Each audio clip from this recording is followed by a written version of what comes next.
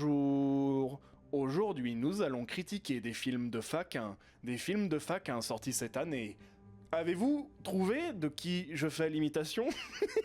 Je vais commencer avec un bilan négatif pour le flop et je ferai un bilan positif de l'année pour le top. J'ai compris petit à petit les gens qui disaient que c'était une mauvaise année de cinéma. Déjà, j'ai l'impression d'avoir oublié que plein de films étaient sortis cette année. Genre quand on vient me demander si j'ai vu tel ou tel film cette année, je m'étonne à me dire « Ah, il est sorti cette année? Ah bon? Ah oui !»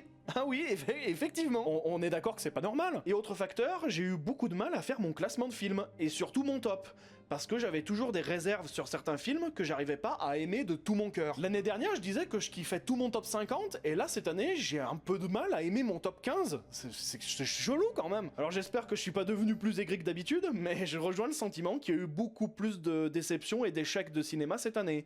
Et du coup, peut-être même plus que d'habitude. Et pour finir, je l'ai déjà dit dans ma vidéo d'Halloween, mais j'ai eu aucun kiff niveau cinéma d'horreur. Mon top 3 horreur cette année, dans le désordre, il doit y avoir Animal, Nosferatu et Immaculé, voilà, c'est quand même réduit. Mais bon, maintenant, acharnons notre haine sur des films, directement, voilà. En numéro 10, Leurs enfants après eux, des frères Boukerma. Le film suit les relations familiales et amoureuses d'un jeune puceau rebelle dans la campagne industrielle. Bon, ça en est où, là, les frères Boukerma, là? On dirait vraiment une conseillère d'orientation. Bon, comment ça va ce semestre? Vous avancez bien? Bon bah c'est catastrophique et pitoyable, hein, je vais pas me retenir. L'image pellicule est un peu ce qui sauve le film, qui galère à faire une belle photographie, en dehors de quelques plans un peu travaillés, notamment quelques travelling honorables. On passera sur Papa alcoolo et violent, Maman diplomate et miséricordieuse, et toutes les autres caricatures. L'effet jukebox, il aide toujours pas le film. Photographie, musique, personnage... Bon, qu'est-ce qui nous reste maintenant? Après l'esthétique, on va parler d'éthique. Le personnage principal, c'est quoi sa volonté? Jouer et baiser. Bon, pour jouer, il a bien sa console, mais pour baiser, il faut bien une meuf. Et bah du coup, il va sécuriser une meuf qui le veut, mais pas lui, pendant qu'il essaye de gérer la bonne meuf bourgeoise. Et ça finit par marcher. Comment? Parce qu'au bout de 6 ans de forcing, elle finit par le récompenser. Très beau message ça, il faut forcer avec les femmes. Très intelligent les gars, hein. On a aussi l'arc narratif de Hassin. La moto du daron se fait voler, et on n'accuse pas directement le rebeu. Bon, ça au moins c'est déjà ça. On laisse voguer l'idée qu'on ne sait pas qui aurait pu la choper avant de révéler que c'est bien Hassin qui l'a volée. Et quand son père le torture pour qu'il la rende, il la rend, mais en la brûlant. Circulation du motif, à la fin du film, c'est notre cher personnage franchouillard qui vole la moto. Mais lui au moins il la rend gentiment après, sans la brûler. Contrairement au rebeu. Il est beau le message. Je m'arrête là, je suis en train de fumer d'énervement. Franchement les frères Boukerma, je croyais que vous étiez un espoir. Bah écoutez, la preuve en image, que non. En numéro 9, Berlin Boys de David Tennant. Le film suit les jeunes d'une cité en banlieue de Berlin et leurs conditions de vie. Sur une échelle qui va de bandeur de cité à Bac Nord, je suis incapable de placer ce film. T'arrives à la fin du film, tout le monde s'est tabassé pendant 2 heures, mais bon, un petit câlin quand même, un petit câlin. Ok, la violence n'est pas une solution, mais dans votre film, rien n'est une solution. Il y a un seul personnage raisonnable et il a 2 minutes de temps d'écran top chrono. C'est le daron du personnage principal qui est juste l'incarnation de Rabat Murzemesh. Je lui fais honneur parce que j'avais été un peu saoulé par le gang des bois du temple, mais quand j'ai vu à quel point on pouvait faire des films nuls sur la cité, bah ça me donne envie de m'excuser. Je m'excuse Rabat. Ça m'a remis les pendules à l'heure. J'ai pu me dire, effectivement, un film avec des membres de la TES qui donnent à manger à des pigeons, ça vaut 10 fois plus que des gosses en buzzcut en train de chouiner pendant 2 heures. Quand le film s'excite un peu, j'avais l'impression de sentir en moi s'élever le journaliste de Cannes qui a dit à Jiménez, mais quand on sort de ce film, on vote pas un peu Bardella? Bah c'est ça, et pour tordre un peu les mots du daron du protagoniste, autant les gosses se prennent pour des cow-boys à se faire des mêlées entre Turcs et Arabes, autant le spectateur qui s'est mangé 10 ans de Macron et de CNews, il voit des Indiens, lui, il voit des sauvages. Et quand un drogué à l'info en continu voit des sauvages, il veut appeler la cavalerie. C'est vraiment la saloperie des drames sociaux qui laissent pas une place pour laisser respirer le spectateur. Ce à quoi on me répondra, mais tu sais, le cinéma n'a pas à être un safe place. Très bien, mais quand tu frustres ton spectateur avec 2 heures de violence injuste et gratuite, je peux en témoigner, quand je suis frustré et énervé, je suis pas l'homme le plus lucide du monde. Parce que la provocation, ça provoque pas que la réflexion, ça provoque généralement la réaction. Réaction qu'on entend dans réactionnaire. Allez, je vais marquer le mot au tableau les enfants. Je comprends pas à quoi sert ce film. C'est pas un témoin de son époque, c'est l'interprétation actuelle d'un témoin de son époque. Vous ouvrez des manuels d'allemand ou les émissions produites par Arte autour de 2010, ça fait des chocs mentaux bien assez violents plus que ce film. Bon, je parlais d'interprétation actuelle, j'exagère un peu, je trouve justement que le film, l'esthétique du film fait un aller-retour intéressant dans ce qu'on a pu faire en France avec Courtrage-May autant à l'époque qu'aujourd'hui. On retrouve le côté underground brut de décoffrage à la limite de l'art vidéo bien Kim Chapiron, genre le chat de la grand-mère d'Abdelkrim. Mais en même temps, il y a le goût du grandiose, du spectaculaire, de la virtuosité comme on l'a vu chez Romain Gavras ou Lajli récemment. Mais vraiment, il faut au minimum bien ça pour faire passer la pilule de ce truc, hein. D'ailleurs, c'est vraiment pas des pilules, c'est plutôt des stéroïdes à ce stade. Bref. En numéro 8, Anora de Sean Baker. Le film suit une travailleuse du sexe qui va rencontrer un fils de milliardaire russe pour le meilleur, mais surtout pour le pire, quand les parents blindés vont s'opposer à leur mariage. On va organiser une compétition du film qui défend le plus la culture incel, mais Anora pourra pas y participer, ça fait 3 mois qu'il a passé la ligne d'arrivée, qu'il squatte la buvette. C'est vraiment, très honnêtement, la honte ce film. On va refaire le déroulé du film pour expliquer mon problème. Anora rencontre Ivan, qui lui promet une vie de rêve. D'abord, c'est une relation strictement monétaire qui s'épaissit à force de passer du temps ensemble en ce qui semble être de l'amour. La première partie joue bien sur cette frontière subtile des relations amoureuses entre aimer quelqu'un et le posséder. Il y a les gorilles, des parents qui débarquent dans leur villa, et là, inexplicablement, la caméra va se mettre à cadrer Igor.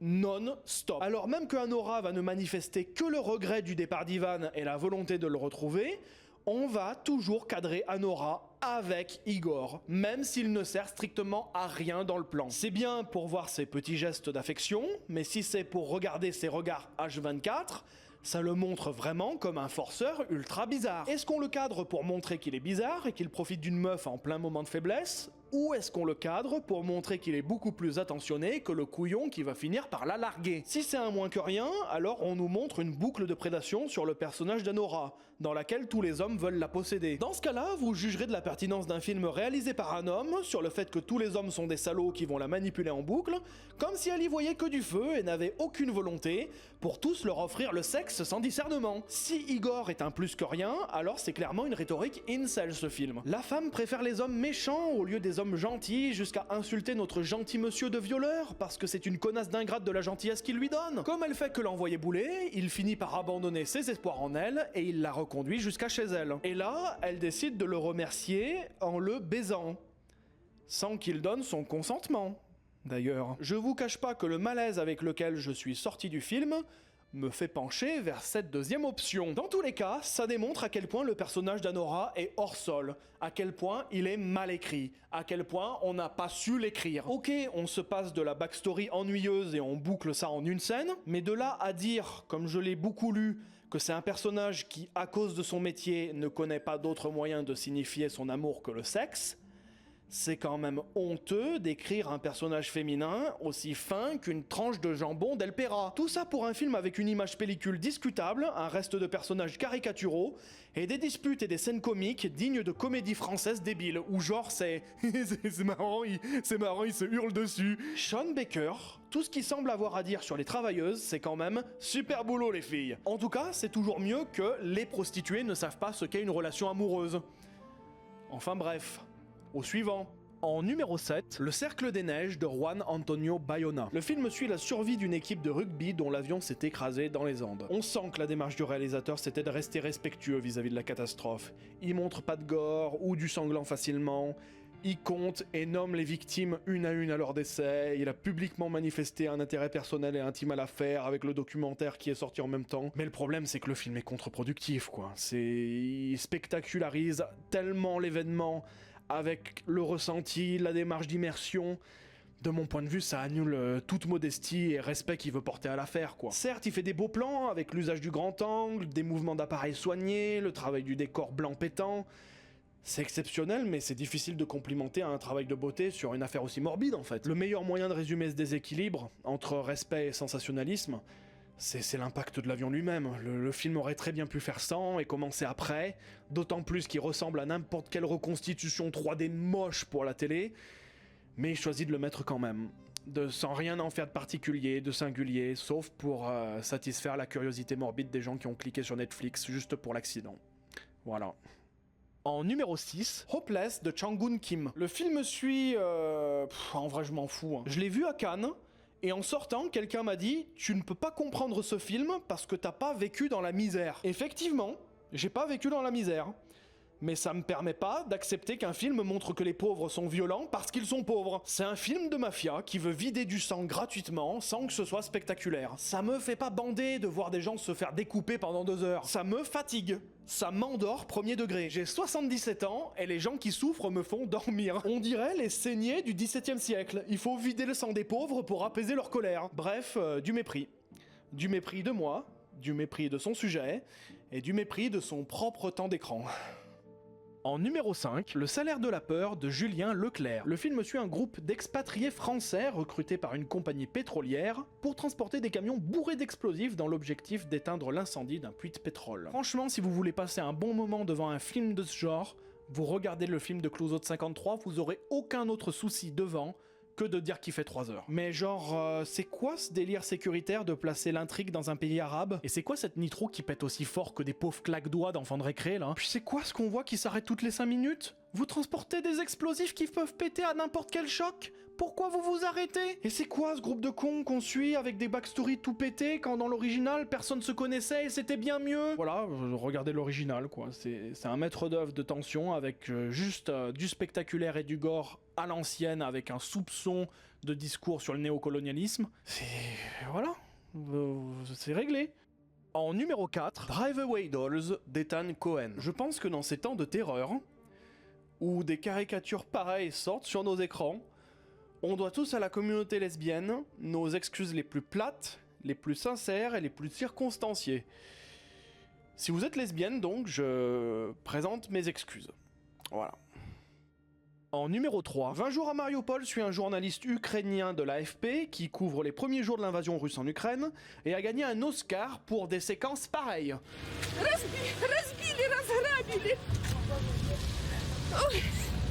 Своё жилье должны покидать! Что это такое? Не бегай за мной, все! Как вас зовут? Никак не зовут! Отчество, имя скажите хотя бы. Сейчас! Как вас? Пошел, проститутка. I understand their anger. Bref, en numéro 2, When Evil Lurks de Demian Rugnan. Le film s'intéresse à une famille de paysans qui voient un esprit maléfique se répandre dans leur campagne comme une épidémie. J'ai fini le film en larmes. Vraiment, mais j'ai fini avec des larmes de douleur, quoi. Je me suis senti, pendant l'heure et demie de ce film, comme Malcolm McDowell d'Orange Mécanique, quoi. Je suis sorti lessivé et énervé, quoi. Je sais qu'il y a des gens qui ont adoré et d'autres qui trouvent ça simplement bof, mais pour essayer de vous transmettre ce que j'ai traversé, ce que j'ai vécu à travers ce film, bah, je l'ai vécu comme un speedrun des pires vidéos douyin, genre un truc comme...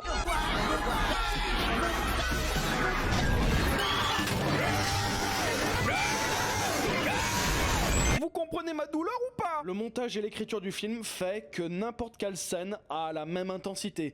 Autant une scène ultra violente que 2 pecnos qui bouffent un morceau de fromage, quoi. Je serais même pas capable de vous retranscrire la colère que m'a provoqué la scène où le personnage va chez son ex-femme, avec qui il a divorcé et avec qui il a une injonction d'éloignement, et se met à poil devant elle, sans aucune explication, alors que du coup il doit légalement pas s'approcher d'elle. Tout ça sans que cette espèce de crétin utilise une seule fois le dénominateur commun des relations humaines que s'appellent les langages et le mot.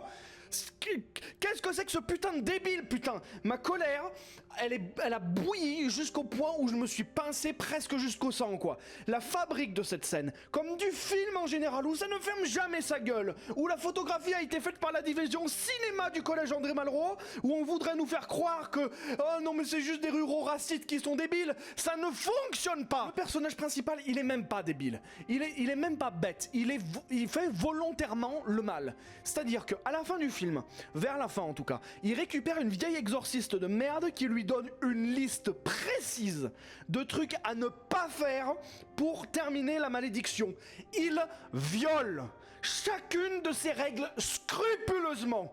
J'appelle pas ça de la bêtise, j'appelle ça de la malveillance au stade terminal. C'est pas de l'aveuglement, c'est un personnage qui veut propager le mal. C'est un envoyé du mal. Et mon gros problème avec ce film, c'est qu'il essaye de nous faire croire que ces personnages-là font des erreurs. Au mieux par tragique, au pire par bêtise et racisme. Mais c'est pas le cas. C'est pas le cas. Si même c'était des personnages que le réalisateur voulait voir souffrir, leur échec n'est même pas jouissif parce que le film est attaché à eux et forme une compassion dans l'horreur de toutes les scènes. Dans tous les cas, s'il fallait qu'une seule image pour résumer tout ce putain de film, si je l'avais pas fait jusqu'à présent, ça serait bien un protagoniste qui pose sa main sur une plaque de cuisson brûlante, hurle de douleur qu'on vienne l'aider mais la retire pas, alors même qu'on lui a peut-être dit « Oh, ça fait un tout petit peu mal, évite de le faire, espèce de trou du cul récupéré au fond des chiottes à la naissance !» Putain, je jure, ce film, ça consiste juste à subir le spectacle d'une bande de personnes lobotomisées qui chouinent comme les chérubins au nez plein de morve d'une crèche ukrainienne en plein bombardement russe, putain. Mais va te faire foutre, en fait. S'il y avait bien un exorciste à faire, s'il y avait bien un exorcisme à faire, c'est de brûler toutes les copies de ce film. Oh putain, oh quelle merde, sérieux.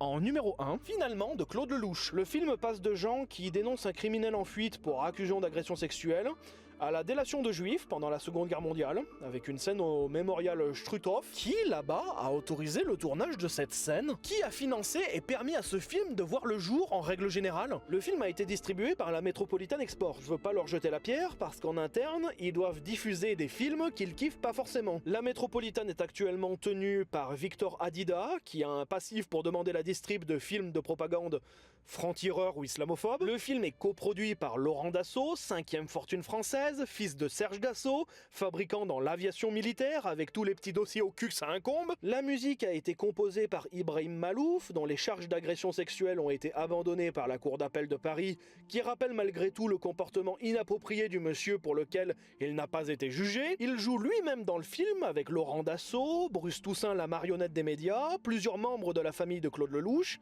et Barbara Pravi, qui s'est retrouvée dans ce film de boomer, on ne sait comment. Bref, je condamne ce film pour association de malfaiteurs.